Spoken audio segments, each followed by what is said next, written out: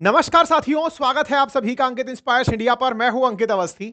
बांग्लादेश के बाद में नेपाल और नेपाल के बाद अब और दो देश जहां पर जैन जी युवाओं ने यानी कि 1997 के बाद पैदा हुए युवाओं ने सरकारें पलट दी हैं और उन सरकारों के पलटने का अभी भी क्रम बदस्तूर जारी है। ऐसे में क्या भारत में भी आने वाले समय में जैन जी सरकार से त्रस्त होकर परेशान होकर के सरकार को बदलने का प्रयास करेगा?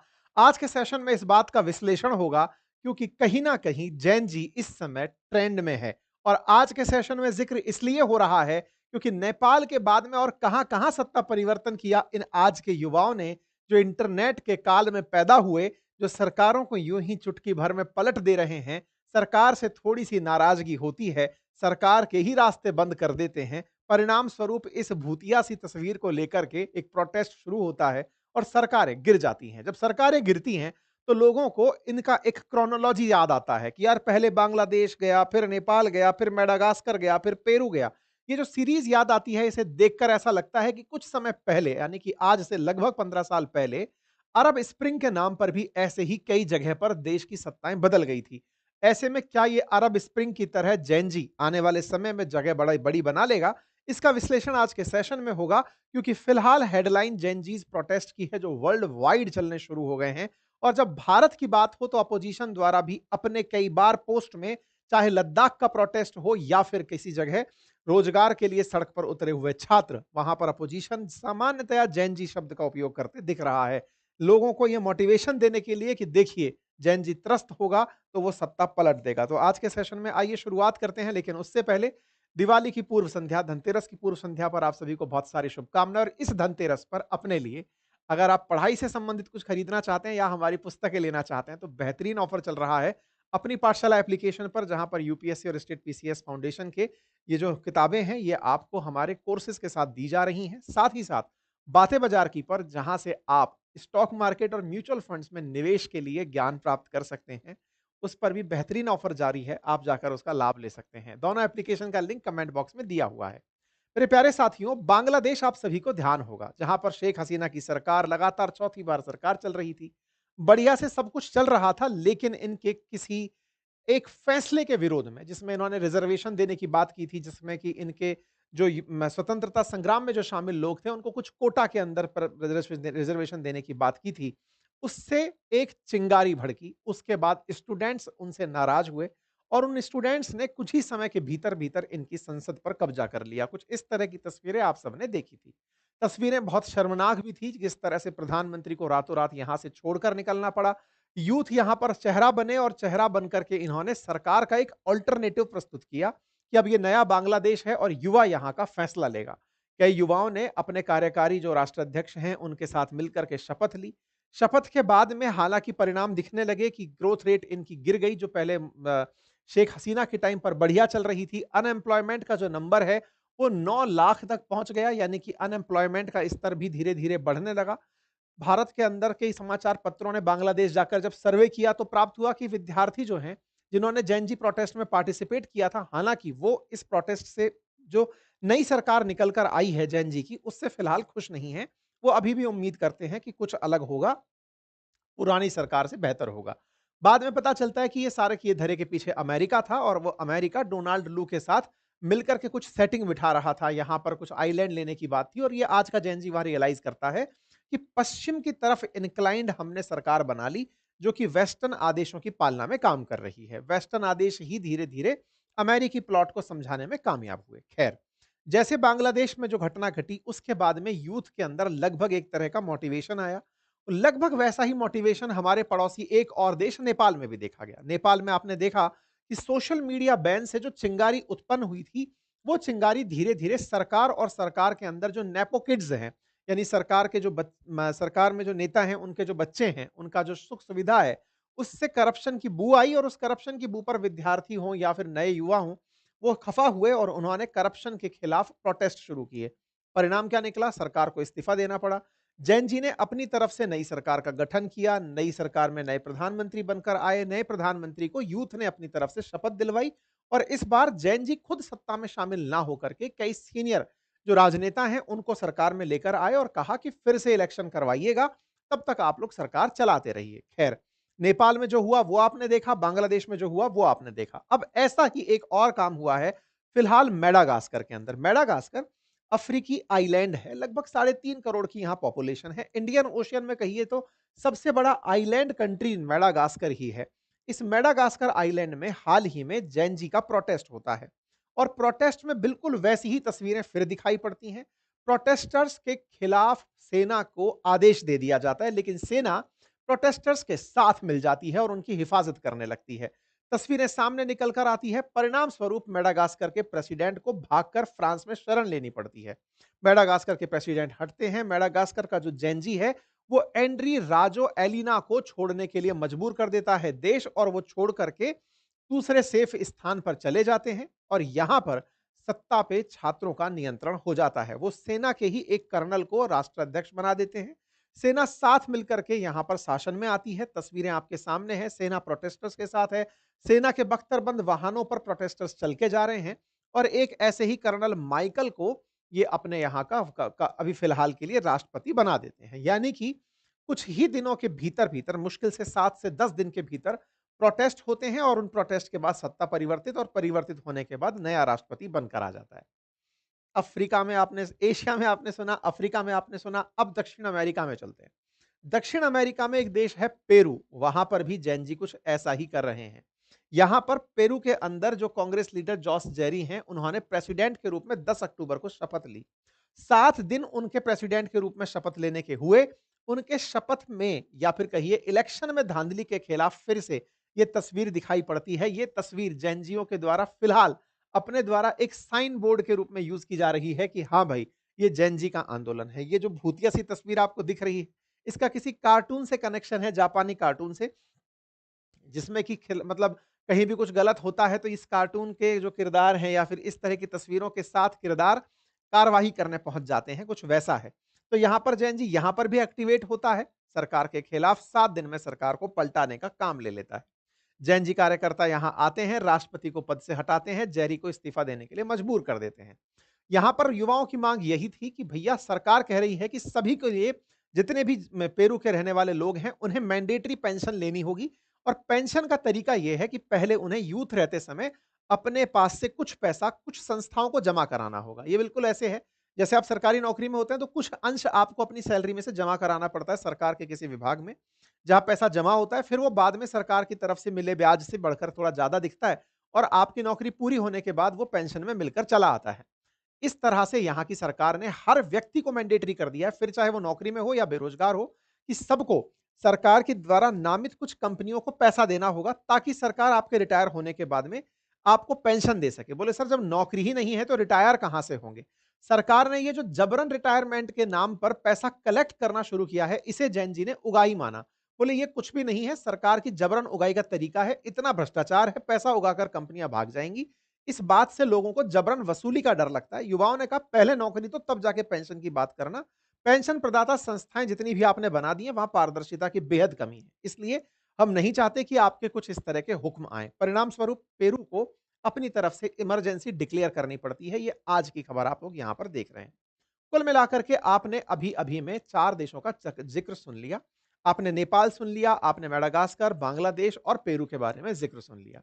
ये जेन ज़ी प्रोटेस्ट जहां सत्ता बदल दिया वहां तो 4 देश हैं, लेकिन ऐसे ही प्रोटेस्ट दुनिया भर में और भी जगह चल रहे हैं।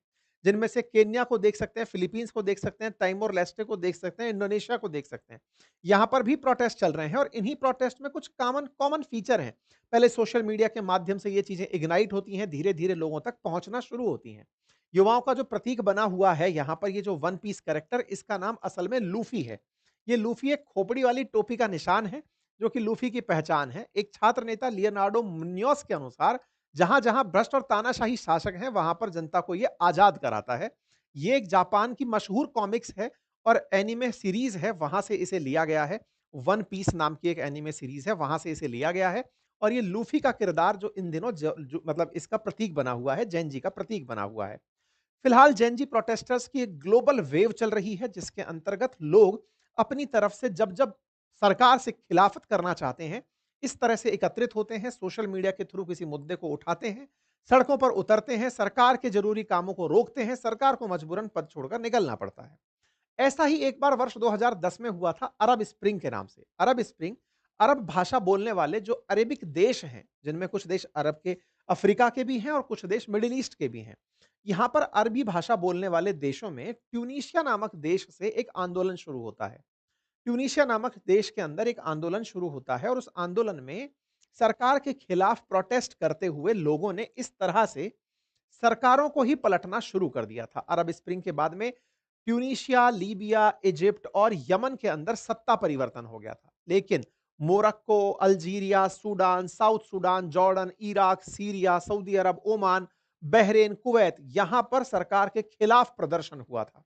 इन प्रदर्शनों में लगभग एक जैसी समानता थी। समानता केवल इतनी कि यहां पर लोग सरकार से त्रस्त थे और उन्हें लोकतंत्र के समर्थन में हटाना चाहते थे।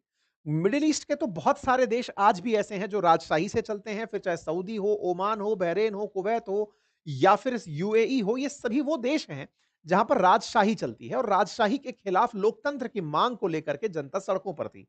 परिणाम ये निकला कि मिस्र, यमन, सीरिया और ट्यूनीशिया के अंदर सरकार बदल गई। लहर की शुरुआत एक मोहम्मद बोईजीजी नामक ट्यूनीशियाई स्ट्रीट वेंडर की वजह से हुई, जिसने अपने आप को आत्मदाह कर लिया था। उसके परिणाम स्वरूप एक चिंगारी पनपी और लोगों के अंदर मोटिवेशन आया। हजारों की संख्या में लोग देशों के अंदर सड़कों पर आना शुरू हुए। सरकार को अपने खिलाफ होते हुए इस प्रोटेस्ट को संभालने के लिए कोई ऑप्शन नहीं सूझा। परिणाम स्वरूप सरकारें बदलना शुरू हुई। ट्यूनीशिया में बदली, मिस्र में बदली, बहरेन में बदली, सीरिया में बदली, तमाम जगहों पर सरकारों में परिवर्तन देखने को मिला। अरब स्प्रिंग का परिणाम यह निकला कि बहुत सारी जगह पर अराजकता की स्थिति बनी। बहुत सी जगह पर मानव अधिकारों का उल्लंघन हुआ। बड़ी संख्या में जो लोग परेशान थे वो शरणार्थी बनकर एक जगह से दूसरी जगह गए और फिर वर्ग संघर्ष और धार्मिक कट्टरता बढ़ना शुरू हुई। परिणाम स्वरूप अरब स्प्रिंग पर काफी ज्यादा रिसर्च हुई और कहा गया कि ये एक माहौल के थ्रू जो सत्ता बदली, इसके खिलाफ में जो पुराने लोग थे सत्ताधारी, उन्होंने इनका मिसयूज खूब किया। हमने इसके बारे में हालांकि डिटेल में अपने वेबसाइट अंकित इंस्पायर इंडिया पर पहले भी कंटेंट शेयर किया हुआ है। अब सवाल यह है कि ये करने वाले जो जेनजीज हैं, ये आते कहां से हैं? असल मायने में ये वो लोग हैं जिन्होंने अपने समय में तकनीकी को आते हुए देखा है। ये वो लोग हैं जिन्होंने 8 सेकंड का अपना एक तरह से कहिए तो अटेंशन स्पैन रखा हुआ है। बहुत कम समय तक ये चीजें देख पाते हैं। ये रील देखने वाले युवा हैं। कहा जाए तो 1997 से 2012 के बीच में जो युवा पैदा हुए हैं, आप में से बहुत सारे लोग ऐसे होंगे जो कहेंगे सर इतनी देर से तो हम आपको सुन रहे हैं, अटेंशन स्पैन कम कहाँ है? अटेंशन स्पैन का मतलब है आप फोकस्ड होकर के इस पूरे सेशन में कितनी देर रहे। आप सब जेनजी नहीं हो सकते और सबके अंदर एक जैसा थॉट प्रोसेस नहीं हो सकता, लेकिन हाँ, एक एवरेज आउट करने का तरीका है। माना जाता है कि जो 97 से पहले के लोग हैं जिन्होंने इंटरनेट को बहुत बाद में फील किया, उनका अटेंशन स्पैन थोड़ा ज्यादा है। 12 सेकंड तक वो किसी बात को लगातार सुन पाते हैं। इन जेनजीज के पास 99% के पास मोबाइल फोन होता है। सोशल मीडिया पर लोग एक्टिव होते हैं, एआई का इस्तेमाल जानते हैं। मतलब ये एक तरह से टेक्नोलॉजी ड्रिवन लोग हैं और इन टेक्नोलॉजी ड्रिवन लोगों के अंदर वित्तीय एंजाइटी है। मतलब फाइनेंसेस को लेकर के एक अनिश्चितता का माहौल है, क्योंकि इनके पास नौकरियां नहीं है, महंगाई को देख रहे हैं, कर्जे को देख रहे हैं और इनको ये अच्छे से समझ में आता है कि अच्छी हेल्थ होना अच्छी बात है। साथ ही साथ में परिवार, पैसा और पार्टनर के रिश्ते को ये सफलता मानते हैं। तो कुल मिलाकर जो जेनजी यूथ है ना, वो अपने तरीके से समाज को देखता है। कुछ अच्छे ट्रेंड्स जैसे नेपाल के अंदर नेपो ट्रेड चला था, नेपो किड्स चला था, फ्री यूथ करके थाईलैंड में इन लोगों ने चलाया, सेव म्यांमार करके म्यांमार में चलाया।